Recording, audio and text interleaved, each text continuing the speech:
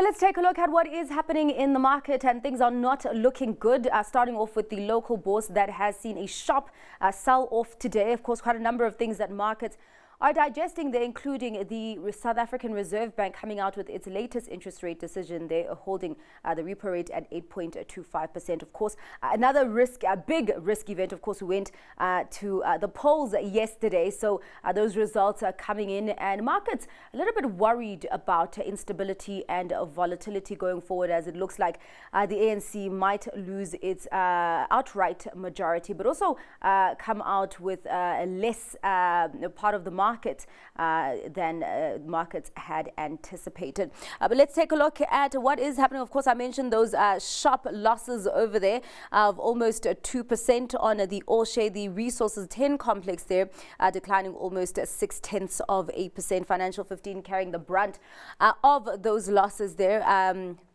Nosediving more than 3.5%. Industrial 25 also there with a loss of more than 0.5%.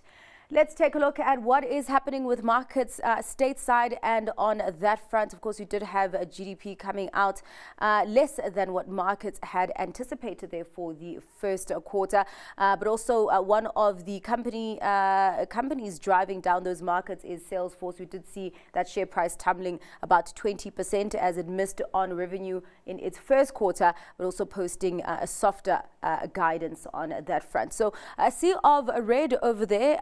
The S&P 500 declining almost 0.5%. The tech-heavy Nasdaq there with a loss of almost 0.2%, and the Dow declining more than 1%. Let's take a look at what is happening with markets across the Atlantic. Those markets, though, seem to be quite upbeat for some reason today, backing that overall trend that we have seen there in the global markets. A sea of green on that front. Of course, one of the things that markets are waiting for is Eurozone inflation data coming out tomorrow. FTSE 100 up by more than 0.5%. The CAC 40 there advancing almost 0.5%, and the DAX inching higher by more than 0.1%.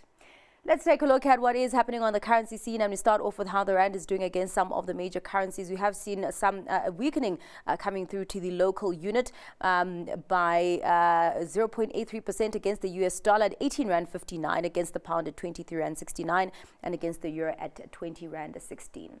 Let's check in on how the other currency pairs are doing, starting off with the euro dollar at 1.08, pound dollar at 1.27, and the yen just below 157 against the US dollar.